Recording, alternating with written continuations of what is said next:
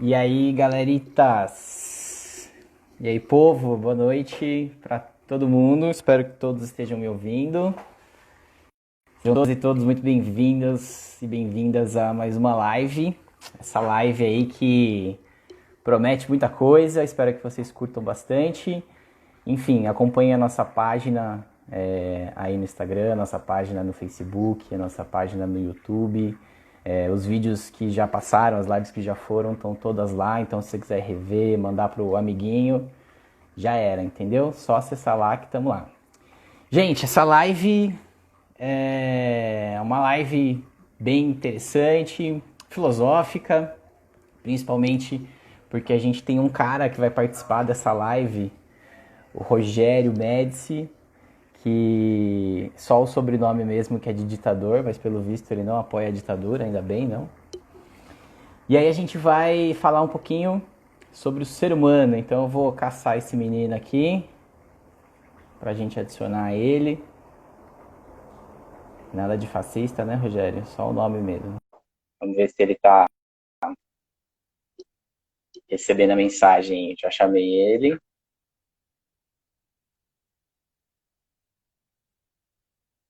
Boa. E aí, brother? E aí? E aí? Olha Tudo? aí. Como é que você tá? Ixi, tá travado? Eu tô bem, graças a Deus. Você me ouve bem ou não? Tô te ouvindo bem, tô te ouvindo bem. Bom, minha internet hoje deu uma oscilada legal aqui em casa. Tô com pouco sinal, então pode ser que hoje o problema na internet sou eu. Mas enfim, cortou o cabelo, né? Você um viu? tapa na Deu um tapa no cabeleira, visual, entendeu? É o drama da quarentena, né? ficou bonito. De repente, a gente entra na loucura e corta o cabelo. Boa. E aí? Você tá me ouvindo bem também?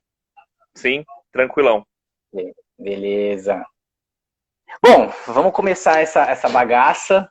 Vamos conversar um pouquinho sobre a proposta dessa live, que a gente falar sobre essa humanidade, sobre o ser humano, né? A gente colocou o homem, né? Uma amiga minha que acho que está assistindo a live aí, ela falou assim, você pode substituir a palavra homem por ser humano, né? Porque você pergunta lá qual é a perspectiva aí do homem na sociedade, no mundo hoje, e o homem, ela falou que o homem não presta para nada, então é mais fácil colocar ser humano que tá valendo.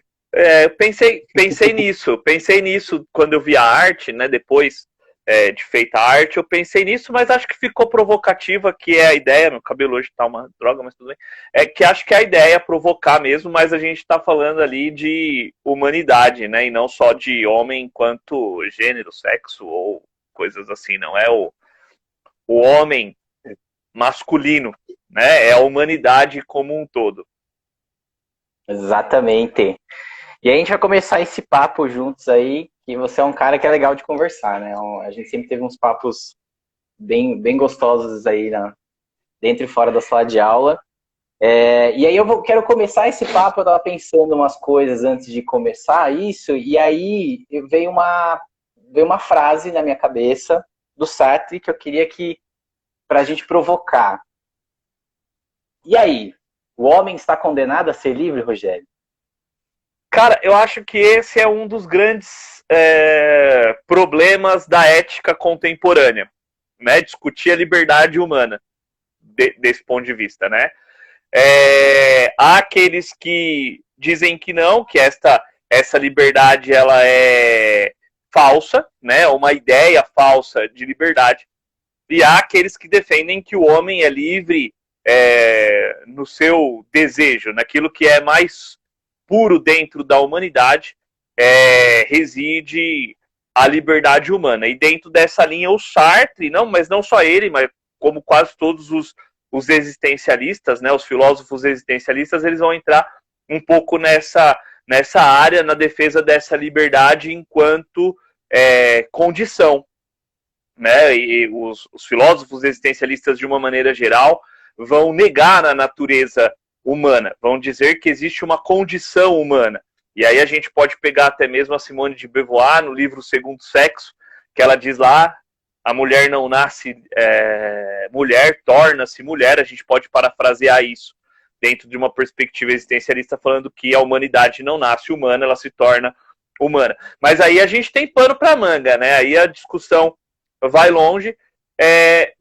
Na minha humilde opinião, né, se é que eu posso dá-la, né, se é que eu posso falar, eu acredito que sim, eu acredito que nós somos livres. Embora essa liberdade hoje ela esteja colocada em xeque, né? Há alguns historiadores, alguns pensadores mais contemporâneos que colocam ali uma certa dúvida em torno da liberdade e da igualdade.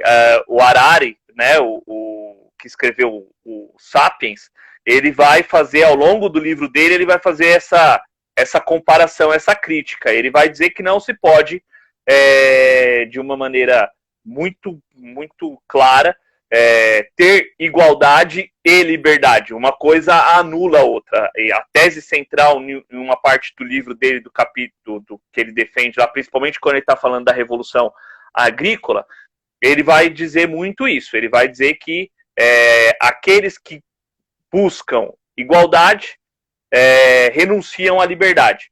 E aqueles que buscam liberdade renunciam à igualdade. Mas, como eu disse, é pano para manga. A gente tem muito que discutir aí em torno disso.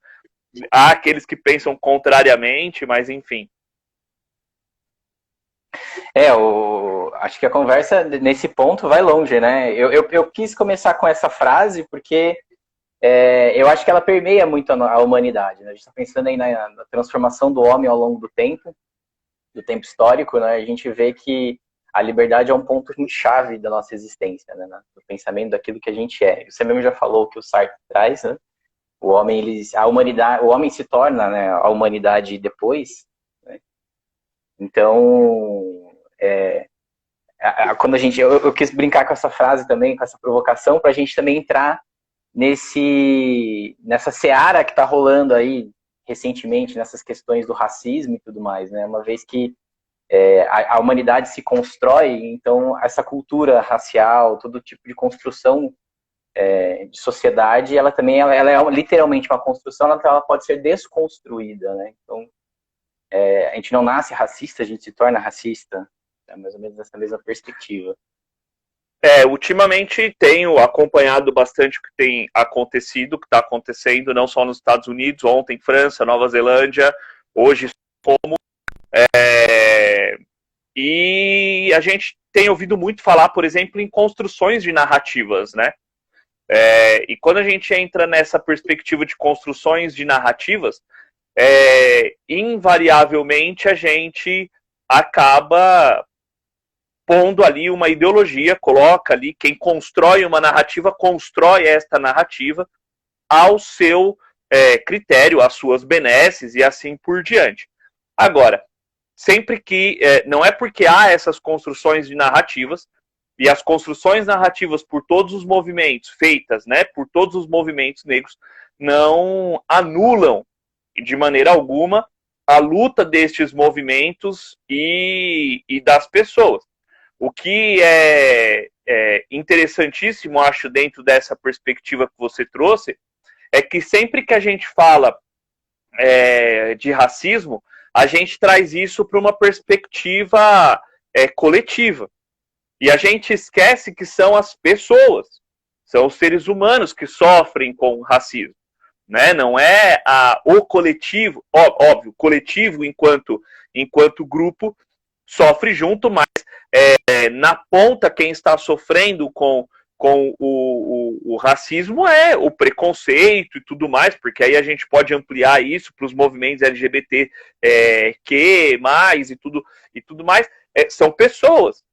E por isso que acho que é extremamente importante trazer isso para a pauta e aquilo que é a fala, né, a provocação da arte. Será, o homem ele é essencial até que ponto? Essa humanidade. Como que se constrói a narrativa humana nos dias de hoje? Eu acho que esse é o ponto mais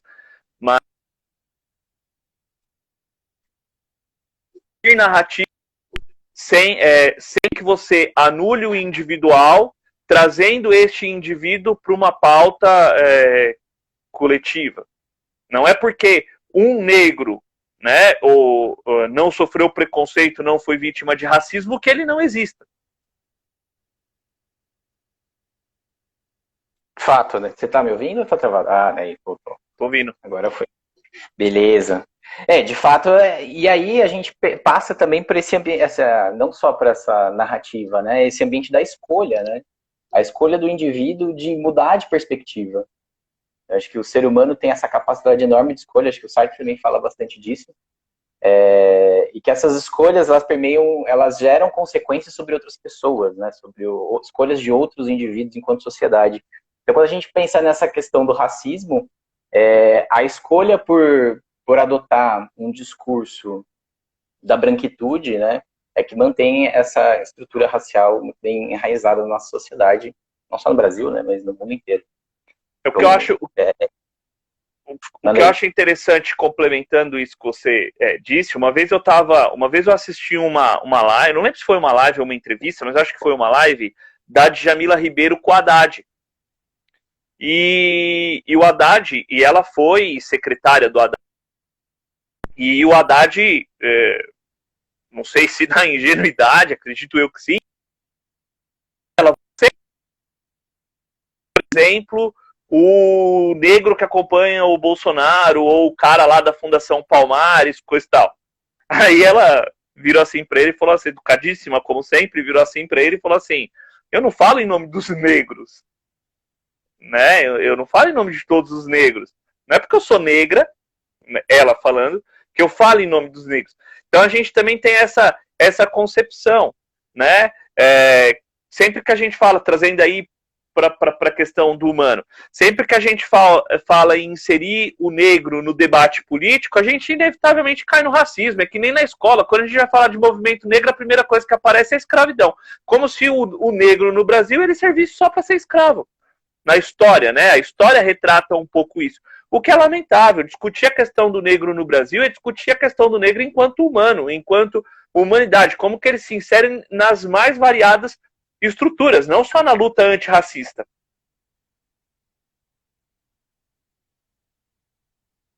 Boa, de fato, não só na luta antirracista, né?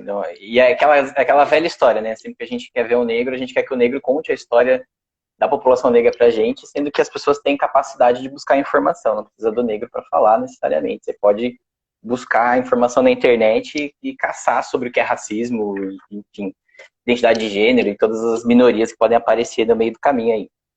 E aí, mais uma coisa pra gente conversar, tô vendo que a galera tá falando aí, vocês podem mandar perguntas, enfim, a gente tá discutindo sobre o ser humano, então pode falar até de angústia, e até um pouco disso que eu quero trazer agora. Né? A gente vê que na história da humanidade, a gente, por diversos momentos, a humanidade foi surpresa, né? Foi surpreendida por grandes mudanças, né? Grandes guerras, a Primeira e a Segunda Guerra Mundial, por exemplo, as revoluções que aconteceram todas, né? Principalmente a Revolução Francesa, doenças como a peste negra. E aí, o que você acha? Que angústia é essa que vai construir a nossa sociedade? Porque sempre depois dessas angústias, depois desses momentos que a gente não controla, né? São escolhas que a gente não toma enquanto humanidade. A gente não escolheu estar em quarentena, a gente não escolheu ter um coronavírus, né? Ele simplesmente está aí. Que tipo de sociedade se constrói a partir dessa quarentena e de toda essa situação que você está vendo? Para onde a humanidade vai? O que você acha? Cara, acho que parte dessa resposta ela tentou ser ela começou a ser respondida naquela live do Lucas com o Fernando, né? Deu merda e agora, quando a gente busca projetar o que será esse pós-pandêmico, o que será esse pós-pandemia, numa tentativa de retratar isso como uma certa normalidade, ou trazer isso para o normal. Acho que o primeiro conceito que a gente pode discutir, eu sei que tá nos acompanhando, ele não gosto, então hoje, quando eu tô com a palavra, eu vou usar bastante a semântica. A primeira coisa que a gente tem que discutir é o que é normal, né? O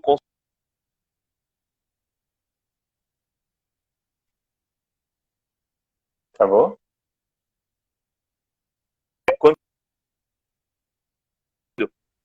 Parece que deu uma travada, tá me ouvindo?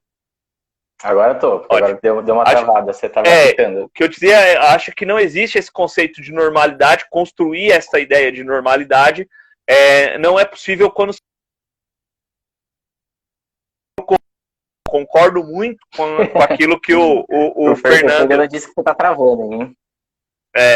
Eu concordo muito com o que o Fernando falou lá naquela live, né? De que a gente precisa discutir isso, que é essa ideia de normal, o que é normal, esse conceito de normalidade, ele não existe. Você falou muito ali na questão, na pergunta, sobre as revoluções. Não só as revoluções mais próximas de nós, né? Que estudamos muito na história, a Revolução Francesa, a Revolução Industrial, estes movimentos revolucionários. Talvez resgatar um pouquinho aquilo que está no livro do Harari, né? Talvez a grande revolução enquanto gênero foi a revolução cognitiva, quando o Homo sapiens, o Homo, né, este homem, ele deixa a sua origem, entre aspas, primata, e passa a ocupar o espaço da Terra de uma forma pensada. E é aí que começa a destruição da nossa própria humanidade. Lá atrás, muito menor, por conta de evolução tecnológica, mas após a revolução tecnológica, aí sim, motivada pela revolução industrial, a gente tem uma grande aceleração nessa destruição, e acho que, inevitavelmente, a gente caminha para esse caos.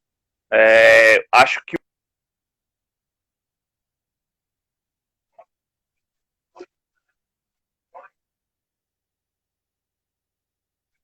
Ih, travou de novo, agora você tá travado.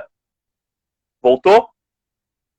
Voltou agora? Volta aí. Voltou? Aí. Ao contrário do que muitos dizem que o vírus é uma grande resposta da natureza, eu não vejo assim. Eu acho que é aquilo que o próprio humano, o próprio homem busca, né, enquanto humanidade mesmo.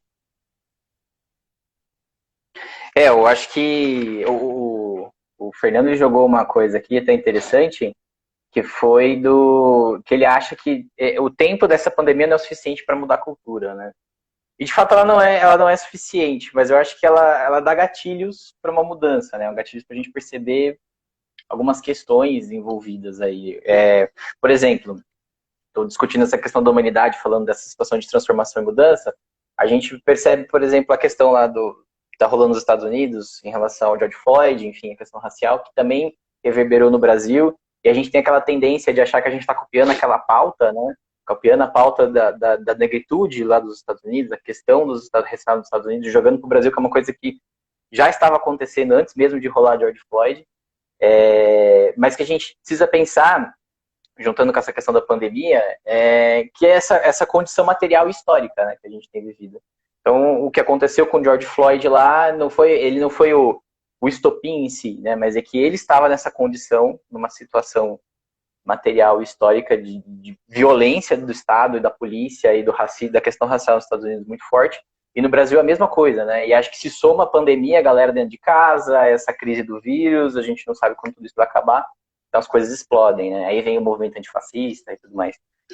Então, essas condições, essas revoluções, a pandemia, por exemplo, não é necessariamente um ponto de mudança 100%, né? Mesmo que o tempo talvez realmente ela corra, não modifica a cultura 100%, mas ela gera um ponto de inflexão, incute uma reflexão na cabeça das pessoas para se ligarem, perceberem que é necessário mudar certos padrões da nossa vida. Né?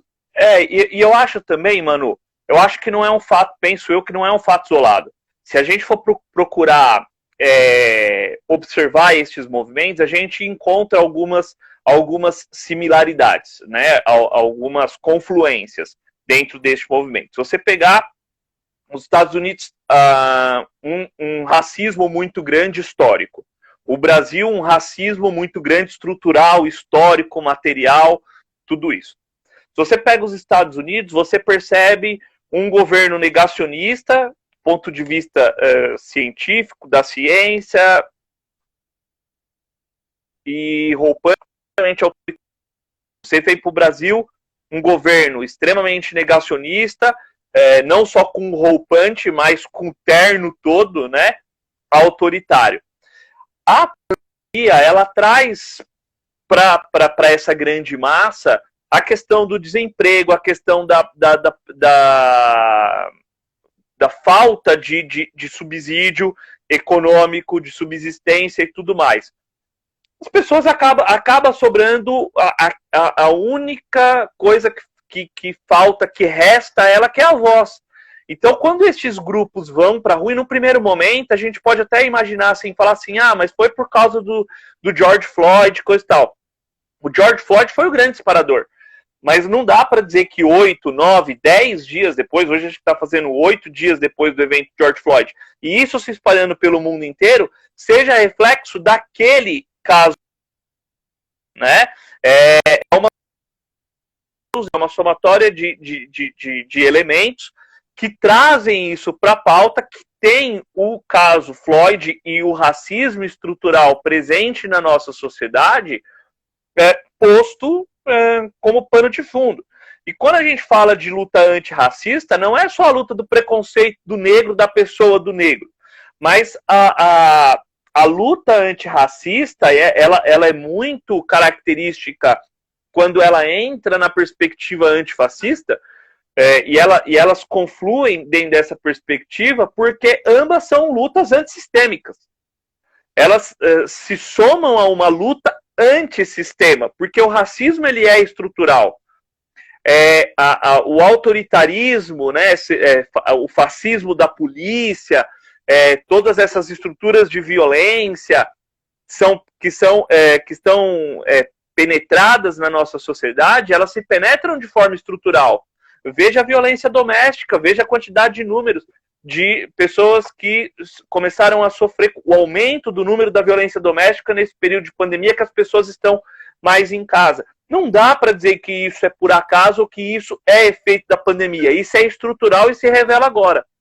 Então, eu acho que a discussão ela deve ser muito mais aprofundada, ela deve entrar muito mais neste campo. Né? Ser antifa, hashtag antifa, se colocar como antifa enquanto movimento, não enquanto grupo, porque existe uma diferença muito grande você ser considerado um grupo de extrema esquerda característico dos Estados Unidos e você olhar para aquilo que é o movimento característico daquele grupo, existe uma diferença muito grande, né? E não dá para colocar tudo dentro do mesmo saco, dizer que todo mundo é terrorista, que você tem que meter bala em todo mundo. Existe uma diferença muito grande nessa perspectiva. Se for meter bala em todo mundo, a galera toda que postou o negócio antifascista nesses últimos dias, daqui a pouco vai acabar o brasileiro, né? Vai acabar... pelo menos 70%. Pelo menos 70% vai deixar de existir, né? Exatamente, mas é isso, né? Acho que a construção de uma identidade com um grupo é muito importante, né? Não adianta você só dizer, você precisa agir dessa maneira, você precisa agir como antirracista, você precisa agir como antifascista também, né? De fato, 100%. E aí, só um detalhe que me ocorreu agora, pensar o ser humano dentro dessa característica é pensar o ser humano na ruptura dessa estrutura. É pensar a construção do ser humano, pensar a condição humana, pensar a educação dos nossos filhos, pensar a educação dos mais jovens na contramão dessa estrutura, ou naquilo que é a ruptura dessa estrutura. Mostrar para estes jovens, mostrar para estas crianças que existe a possibilidade de você ser um ser humano diferente dessa estrutura que você vê. Não naturalizando a violência, não naturalizando, por exemplo, a falta de negros, naquilo que é a representatividade. Ontem, por exemplo, na Globo News, estava tendo o debate, o Globo News em pauta. A pauta era racismo e não tinha um negro para falar do racismo. Só os brancos. Parece o governo, né? Quando vai falar do racismo, qualquer coisa, direito de mulher, exato, etc. É só... não que o branco não possa se identificar com a pauta, com a branquitude, com o seu lugar de privilégio e entrar na luta antirracista. Mas aí eu trago de novo as nossas lives, aquilo que foi a nossa primeira live, lugar de fala. Não é o meu lugar de fala. Eu falo do meu lugar de privilégio. Exato, né? Reconhecer o privilégio na qual você tá, né? E garantir... A gente falou disso lá naquela live com a Gi também, né? E essa garantir esses locais de fala, garantir, na verdade, legitimar espaços de poder para esses grupos, as minorias, etc., para que elas também possam tomar decisões e mudar o rumo da vida dessas pessoas. E aí, na verdade, eu estava pensando aqui, quando você estava falando, isso me lembrou quando você falou da questão de ter muito os brancos na Globo News, né? Isso me lembrou a questão da imagem, né? Acho que o Camus fala um pouco de imagem. Que a construção da identidade, aquilo que importa no final das contas para a existência humana é a imagem. Então, aquela imagem, ela diz muita coisa para a gente, se a gente for analisar. É um projeto... A gente precisa de imagens para a gente se sentir, né? Para a gente pertencer a alguma coisa. Passa pelo projeto ideológico de branquitude da raça, né? De branqueamento, não de branquitude, mas de branqueamento da raça. Quando você, há tempos atrás, você ia nas lojas comprar boneca, por exemplo, você não via boneca negra, você não via bonecos negros, né? Você via muito pouco, ou consumia-se, e ainda hoje consome-se muito pouco daquilo que é a cultura do negro, uma cultura subjugada, uma cultura que vai ser colocada como de terreiro, como de escravos. A live com o professor Sidney, acho que isso ficou muito claro, né, de intolerância religiosa. Me parece que tudo aquilo que é associado a estas minorias tende a ser esquecido dentro de um projeto mesmo ideológico de representatividade. Boa. Só comentando mais uma coisinha aqui, ó, a Mari, tô achando aqui o comentário dela, a Mari fez um comentário, que ela falou que no Caliban e a Bruxa, o livro, a autora fala que mesmo com o avanço cognitivo, havia perseguição de grupos, principalmente as mulheres. O que você tem a dizer sobre isso pra gente aí? Você que falou do avanço cognitivo agora, citando lá o livro do Sapiens. Penso eu que aí a gente entra também dentro dessa ideia, por exemplo, de construção de humano, né? Vou retomar lá a citação que eu fiz da Simone de Beauvoir. Por que a mulher é um sexo frágil? Isso é uma construção social, isso está posto dentro da cultura, o Harari fala isso. Se você pegar lá atrás, né, no Sapiens, quem era dentro do grupo de Sapiens, de humanos, né,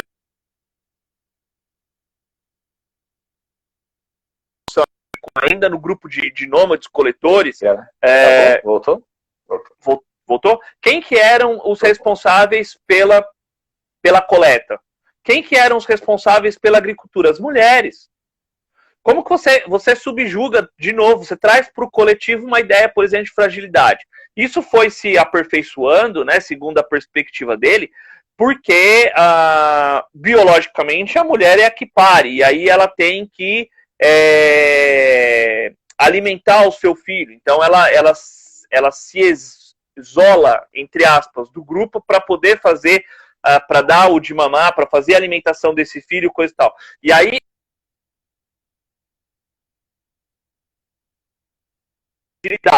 mas se você pegar biologicamente falando um filho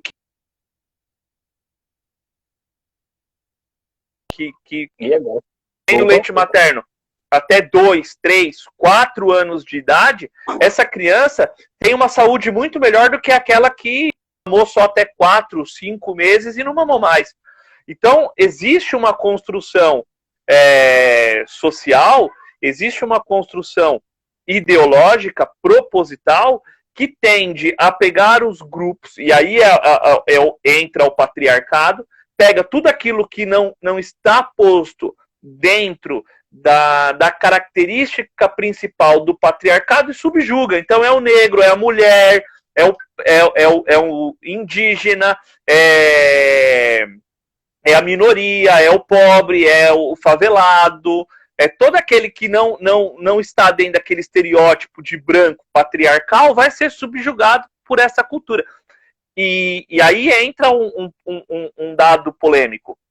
Isso é característica das sociedades capitalistas. Eu vou aproveitar então esse gancho e jogar na roda aí, se a galera quiser comentar também, ou fazer outras colocações. Mas pensando nessa construção toda, pensando todo esse patriarcado, toda essa evolução que a gente teve, mas ainda teve todo esse processo de subjugação de minorias, etc. E entrando ainda no tema da live, e a humanidade? Para onde ela caminha? Ela vai acabar? Ela não vai acabar? A gente nunca teve, a nossa sociedade, ela nunca teve tanta capacidade técnica e tecnológica para garantir, o Milton Santos já falava isso, numa entrevista dele, numa palestra dele, acho que em Bauru, em 91, uma coisa assim, ele já falava que na sociedade a gente nunca teve tanto progresso técnico e tecnológico para a gente garantir que as pessoas não passem fome, que a gente tenha conforto e etc. Porém, vivemos numa sociedade completamente desigual. Óbvio que a gente sabe muito do porquê disso, mas para onde a gente caminha sobre essa perspectiva? O homem, ele desaparece ou ele aprende numa nova revolução cognitiva? Aí que mude esse padrão. Aí a gente vai ter que fazer um pouco de futurologia, né? Mas acho que a gente caminha para o fim. Desde o momento em que houve a revolução cognitiva e todas as demais que é notório, todo mundo sabe, existe N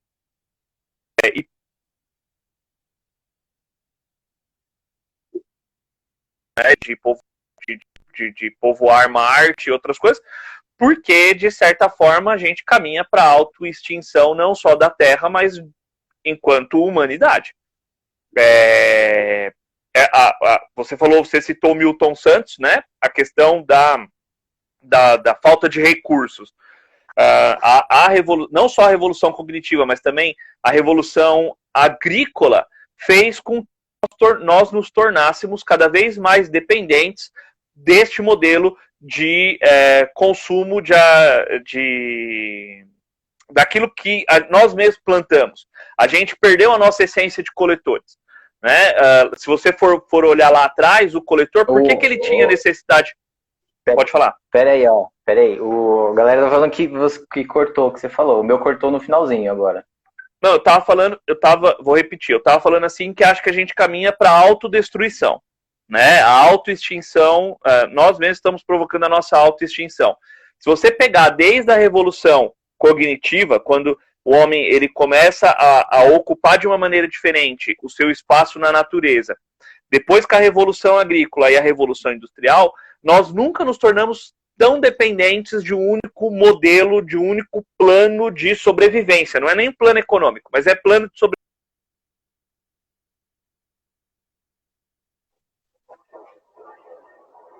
Voltou. De coletor, ele era muito mais livre dentro dessa perspectiva e ele tinha uma resistência muito maior do que a gente tem hoje. Por quê? Porque ele tinha uma dieta muito mais balanceada e ele procurava aquilo que era necessário para a sua sobrevivência. A gente não. A gente é altamente dependente daquilo que a gente planta. Se der uma chuva muito forte e a gente perder a plantação, é fome que a gente vai passar. Porque a gente perdeu a nossa essência, o nosso instinto de sobrevivência que vem da época dos coletores. E isso se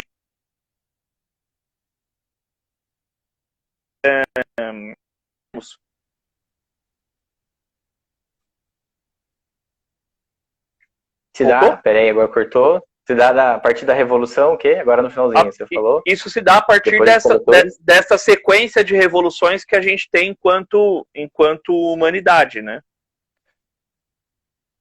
O Fernando coloca aqui, ó. O Fernando coloca aqui agora, né? A tecnologia não pode superar as necessidades hoje existentes. Ó, você tá ouvindo junto. Eu que tô casado, então. Será que acaba, né? Penso que é mais fácil acabar o que existe hoje, mas não a humanidade. Pode ser, né? Acho que complementa até a frase do Leandro ali atrás, né? Em cima do Fernando, que fala sobre a gente precisa exercitar.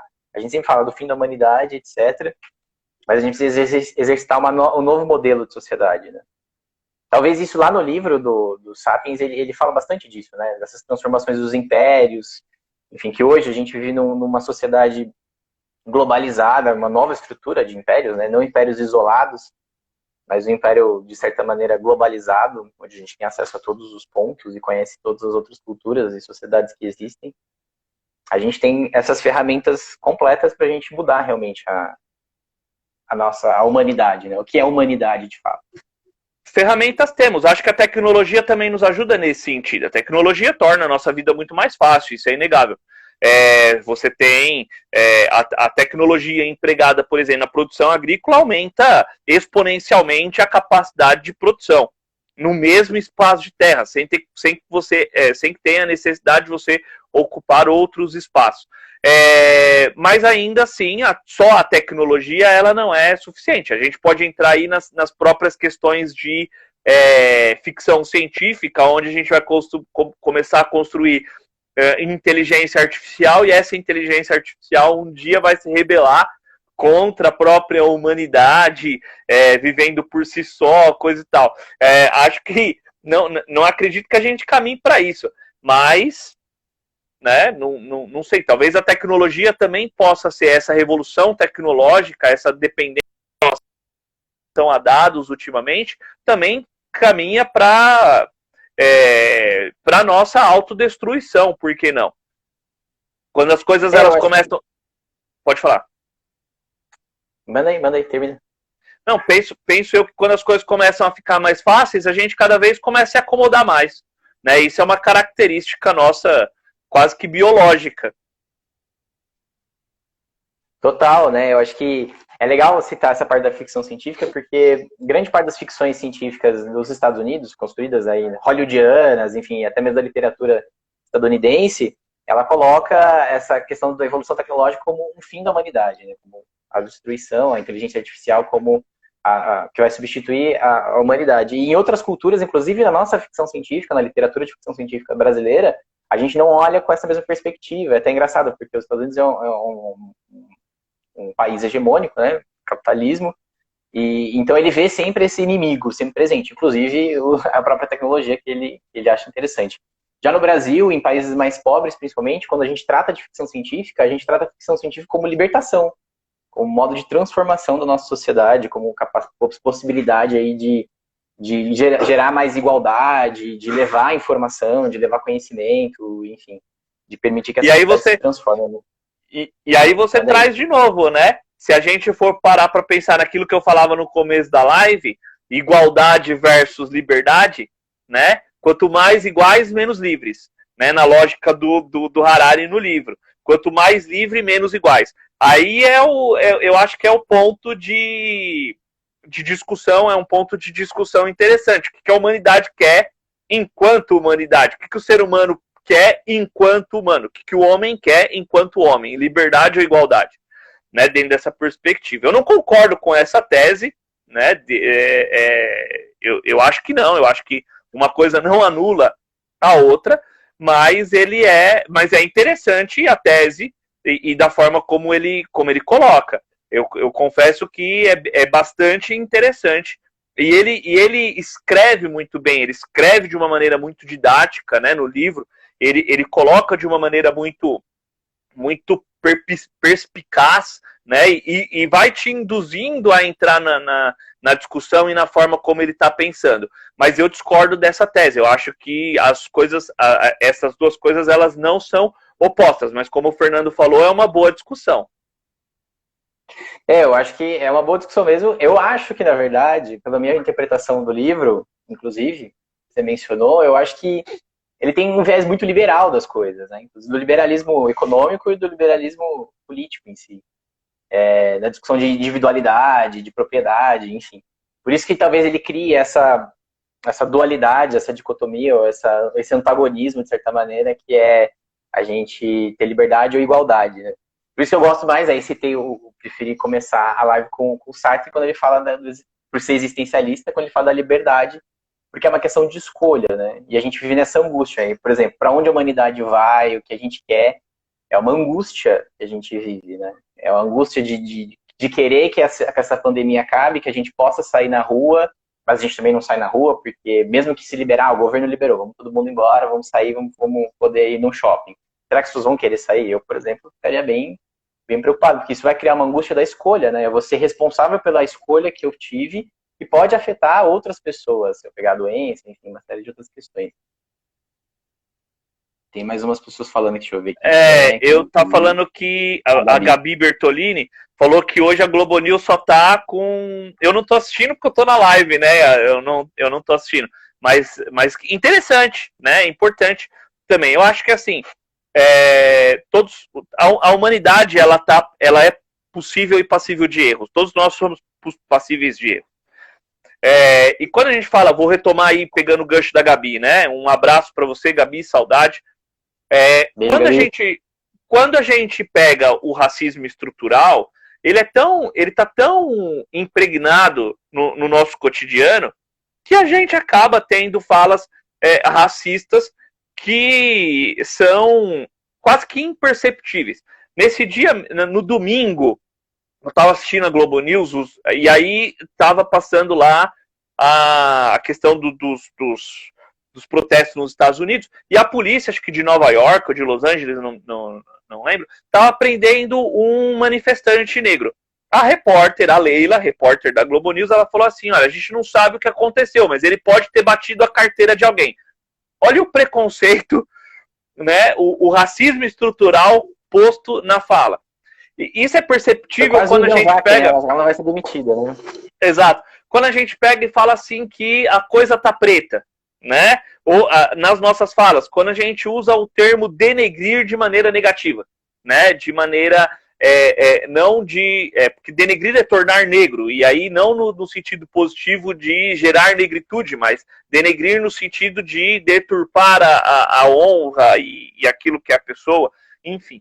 Então, a gente tem uma série de falas, e aí não só racistas, heteronormativas também, postas dentro do nosso cotidiano, que se enraizam na fala de uma maneira extremamente estrutural e que tomam conta do cotidiano da nossa fala, ajudam a construir estas narrativas, tornam-se imperceptíveis e quando você traz a luz para essas questões, parece que o negócio foi assim, não, mas como assim? Não foi isso que eu quis dizer. Eu sei que não foi isso que você quis dizer, mas você disse.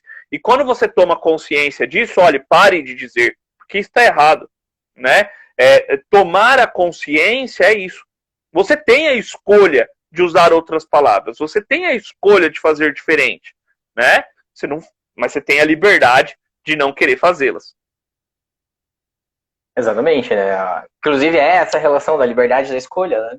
Você tem a escolha, você escolheu fazer ou ir para um discurso racista, etc. Você pode se policiar constantemente, porque quando a gente fala de liberdade, a gente está dizendo uma liberdade restrita, né? A liberdade e as escolhas são condicionadas por costumes, culturas, né, etc., por códigos morais e éticos. Isso inclui você escolher um discurso racista, um discurso homofóbico e assim por diante. Tem mais alguém falando quem é a Gabi? A Gabi, ela falou da questão de combater o racismo, não é só fazer posts nas redes, sumiu aqui, fazer posts nas redes sociais, todo dia você tentar conscientizar quem está do seu lado, entender seu lugar de fala, seu privilégio branco, penso que é isso. Meu lugar de privilégio, eu sou privilegiado. Eu costumo dizer para os meus alunos, e já disse isso mais de uma vez, eu fui revistado pela polícia uma vez na vida. Uma vez. Eu estava saindo de Ubatuba, numas férias que a gente passou em Ubatuba, voltando para casa, estava eu, o Rafa e a Bianca no carro, o carro lotado, o guarda parou, acho que pela placa, né?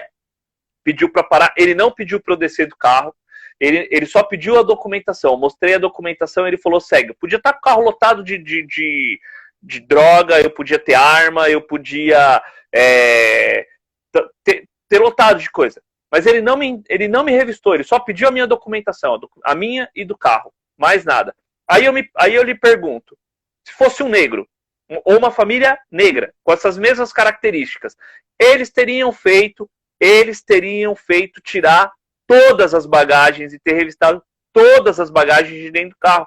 Não duvido, isso é privilégio de raça, e que a gente muitas vezes desconsidera. Total, com certeza. Com certeza, se fosse o negro, estaria a família inteira, criança, mulher, etc., todo mundo fora do carro naquele momento. Ele iria revistar o carro e revistar as pessoas. Isso, sem dúvida, iria acontecer, né? Bom, a gente viu também lá no Rio de Janeiro, por exemplo, lá os 80 tiros no carro, né? Estava passando, já, né, nem para dar um tiro para cima, vamos lá atirar no carro logo e dar 80 tiros para dar um tiro de aviso, né? Eu dou 80 tiros para avisar a pessoa para ela parar o carro.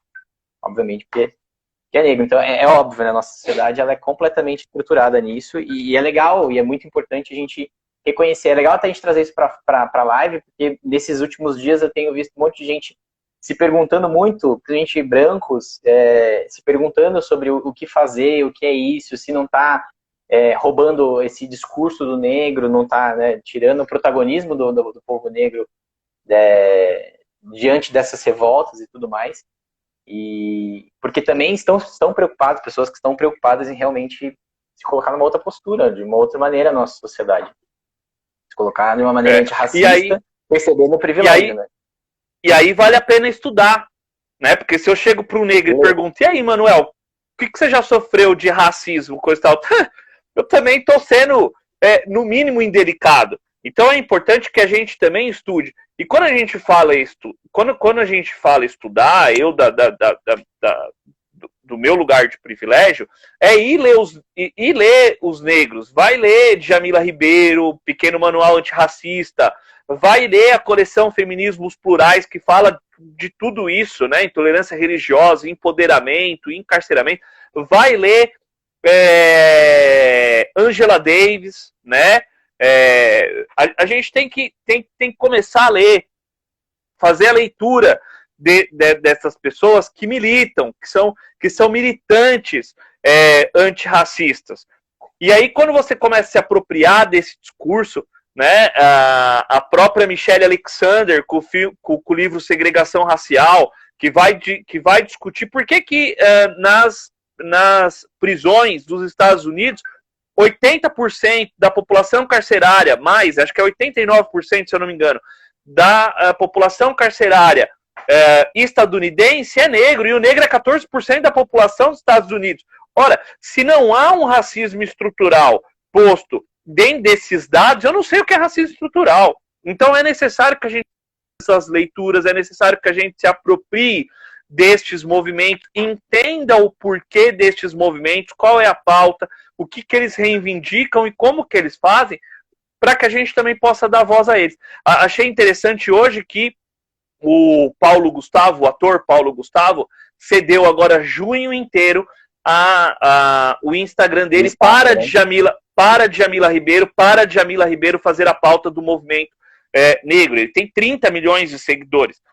Ora, isto é o que nós efetivamente podemos fazer, principalmente os formadores de opinião. Antes, respondendo a Gabi, antes de sair falando abobrinha e cometer ainda mais falas precipitadas, acho que dá voz, dá espaço, dá vez para que estas pessoas que já militam há tempo possam falar e se pronunciar é cada vez mais necessário. Isso nos faz humanos.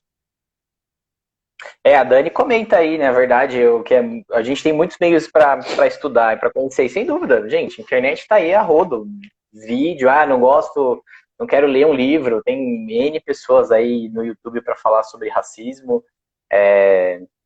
tem livros a rodo, livros online, livro que você pode emprestar numa biblioteca, né? Em qualquer lugar aí você consegue buscar informação. Você não precisa necessariamente de um negro para te falar isso, né? Você pode correr atrás desses dados tranquilamente. Não só da literatura em si, de se apoderar desse discurso das pessoas que militam, mas buscar dados, né? Ir no IBGE, ir nesses sites, ler uma notícia e prestar atenção no dado que traz e refletir sobre aquilo para perceber, né? Falando da população carcerária nos Estados Unidos, o Brasil não é diferente, né? Mais de 77% da população carcerária brasileira é negra. Né? Então, 54% da população é negra. E penso que não só fazer este movimento, mas também dar espaço para a cultura negra. Né? Você ouvir, por exemplo, um Emicida, você ouvir um Djonga, você ouvir Baco Exu do Blues, você ouvir Xênia França, você ouvir Bia Ferreira, você ouvir todas estas vozes, né, que bradam sobre o movimento negro e que compõem ali canções de luta, de resistência, daquilo que é a realidade da periferia, do pobre, do negro. Né? Essa questão, por exemplo, 80 tiros não são por acaso, né? O engraçado às vezes eles até fazem alguns memes que são extremamente interessantes. Muitas vezes as ações policiais, por exemplo, dentro das periferias, são tidas como bala perdida. Acontece que a bala perdida sempre tem um alvo negro. Até que ponto essa bala é perdida? Eu acho que é isso que a gente pode também trazer para a discussão. Até que ponto a violência policial, né, nas favelas e nas comunidades, elas sempre acham um alvo. O alvo negro. Né? Enfim, tem muito pano para manga, como eu disse. Tem muita coisa que a gente pode discutir ainda nessa construção de humano, nessa construção de humanidade aí. O negro já nasce com alvo nas costas, né? No Brasil principalmente, mas no mundo como um todo já nasceu com alvo. E aí, pegando esse gancho também, e parece que a gente está falando um monte de coisa, mostrando todas essas mazelas da sociedade, o mundo econômico que está acabando, o capitalismo destruindo o meio ambiente, e não existe economia verde que vai salvar o capitalismo, porque essa é a essência dele, vai destruir o meio ambiente. Então, assim que acabar o coronavírus, com certeza a gente já tem vivido, né? Mas eu acho que é cada vez mais urgente a pauta da crise ambiental, né, porque isso também vai levar ao fim da nossa humanidade. E vendo essas questões sociais todas envolvidas, esses problemas, enfim, todos esses preconceitos, esses nichos de violência, vamos para uma pergunta. Ainda também, eu resolvi brincar um pouco com a filosofia hoje, porque a discutir humanidade é bem filosófico. Vamos uma pergunta igual caminho agora, né? Vamos pensar, e aí, a vida vale a pena ser vivida ou não? Vale a pena a gente ficar discutindo qual é a vida, o que é a vida, e etc. O que é? Acho que a discussão ela é sempre. Eu acho que a discussão ela é sempre importante quando ela traz para reflexão aquilo que muitas vezes você no dia a dia, na correria do dia a dia, você não reflete. Então, penso eu que toda construção de narrativa, toda construção reflexiva, ela é importante. Agora, a vida vale a pena ser vivida? Vale muito. Principalmente quando você pode fazer esse tipo de coisa que a gente está fazendo aqui, quando a gente pode conversar, quando a gente pode discutir, quando a gente pode se posicionar, e não significa deter a verdade, né? Aí a gente entra de novo na concepção filosófica, né? O que é a verdade, né? A gente pode trazer isso. Eu tenho a minha verdade, de repente você tem a sua verdade, o outro tem a sua verdade. O importante é o diálogo, né? Acho que Habermas fala muito disso, né? Da questão da razão dialogal, da razão do diálogo. Ele tem um termo próprio, razão comunicativa, ação comunicativa e razão comunicativa, é o termo de Habermas, que entra muito nessa perspectiva, né? De buscar a verdade no discurso do outro. Não é porque necessariamente eu nunca tenha sofrido e nunca tenha visto um racismo ou tenha sofrido um conceito. Então existe uma verdade implícita, tá me ouvindo? Existe uma verdade implícita no discurso do outro que pode me levar através do diálogo a essa reflexão. Então, dentro dessa perspectiva, a vida ela sempre vale a pena ser vivida. Principalmente quando a gente aprende, quando a gente passa pela vida aprendendo, né? O problema é que muitas vezes a gente coloca a cabeça e a gente só enxerga a nossa verdade, e aí a gente não está aberto pelo diálogo, não está aberto nada, e aí descamba muitas vezes para a violência. Não tem problema você ser de direita ou ser de esquerda. Não, em resumo, o que eu quero dizer é isso. Não tem problema, você pode escolher a ideologia que você quiser, você só não pode usar um termo do Fernando, você só não pode ser burro. Entendeu? Só pode ser fascista, né, Rogério? Só não pode ser fascista, cara. Exato. Você pode ser o que você quiser, você não pode ser fascista. Você pode ser o que você quiser, só não pode ser burro. Usando o termo do Fernando, né? O Fernando, tá vendo, né? Tá registrado, ele tá vendo aí. Então eu penso que muitas vezes a gente se fecha nos nossos mundos, a gente se fecha nas nossas verdades e a gente simplesmente ignora o outro. E quando a gente se coloca nessa posição de ignorar aquilo que é o outro, né, completamente absorvido pela nossa verdade, a gente fecha a única possibilidade que a gente tem de evolução enquanto espécie, que é o diálogo, o conhecimento que o outro pode me trazer. Enfim. Na verdade é a completa aceitação, né? Para a vida valer a pena e ser vivida, e mesmo com todas essas inconsistências, você precisa aceitar a diferença. O aceitar é um absurdo, mas não é o absurdo de aceitar o racismo, por exemplo, né? O absurdo de perceber que você nunca vai resolver todos esses problemas, vai resolver tudo que o mundo tem ao seu redor, mas você pode aceitar, transformar e perceber que ele está ali, que você tem ação, né? Você tem escolha de mudança, né? É a grande sacada, né? E de fato, você não pode ser burro e nem fascista, pelo amor de Deus, né, gente? Acho E que a verdade é nem aquilo que o se... Fernando falou, a verdade absoluta é ditadura, né? Liberdade dentro dos limites do comum e da justiça, os ideais republicanos de democracia. Eu posso não concordar em nada do que você diz, mas ainda assim você tem o direito de dizer, desde que não me ofenda. E não confundir liberdade de expressão com falar aquilo que você quer falar, porque a liberdade de expressão tem limite. Muitas vezes as pessoas acreditam que liberdade de expressão não tem limite. Liberdade de expressão tem um limite, o limite da lei. Você não pode cometer crime com aquilo que você pensa. E dizer, muitas vezes, né? Não é só pensar, porque ainda assim, se eu penso e não falo, eu sou um idiota. Mas eu sou um idiota quieto, né? Sou um idiota calado. O problema Não é que abre a os boca, idiotas... a melhor coisa é não abrir a boca.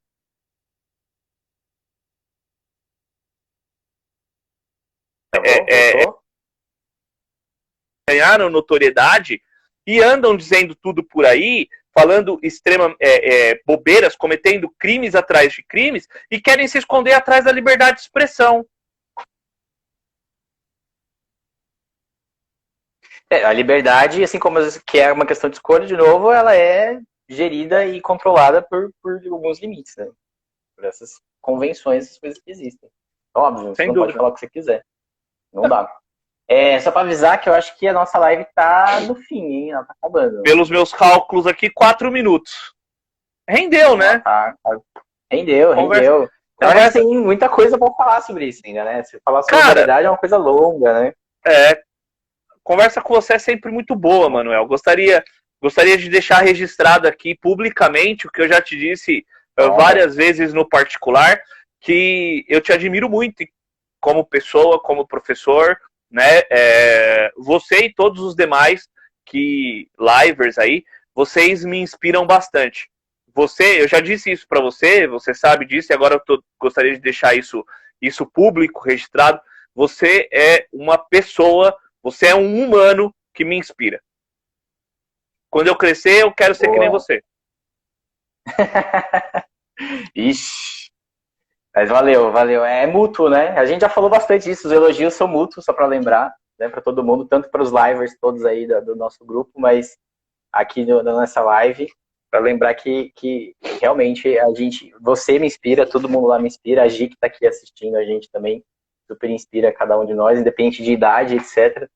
A gente aprende muito com o outro. Não só com conhecimento, mas de existência mesmo, enquanto humanidade, a gente aprende muito com o outro. É muito incrível. E é muito gostoso estar nesse movimento. Espero que vocês todos também curtam esse tipo de conversa, enfim. Porque acho que é muito importante pra gente evoluir, transformar e avançar enquanto ser humano de fato. Beleza, galera? Eu vou deixar meu último recado. Hoje você fez muitas perguntas. Eu vou dar o meu tchau aqui. Vou deixar uma pergunta para você. O meu tchau para todo mundo, meus mais sinceros agradecimentos pela generosidade de todo mundo, de todos vocês que nos acompanham. Os nossos vídeos, as nossas lives sempre são salvas no IGTV e depois a gente sobe elas para o YouTube. Então vocês podem nos seguir nas redes sociais, Instagram, Facebook, acompanhar lá, curtir, compartilhar, nos ajudar na divulgação deste trabalho. Então, meus mais sinceros agradecimentos a todos vocês que nos acompanham. E eu vou deixar a pergunta e vou sair, Manuel. A resposta fica por sua conta e risco, tá bom? Posso fazer? Qual a pergunta? Pode, porque você tem 30 segundos para fazer. A pergunta é a seguinte: e o Lula? Tchau! O Lula tá solto, babaca. E o Lula? Gente, falta 12 segundos. Um beijo para todo mundo. Segue a gente aí nas redes. E a gente se vê na próxima live. Sábado agora tem live comigo de novo. Vamos falar sobre economia e a mudança aí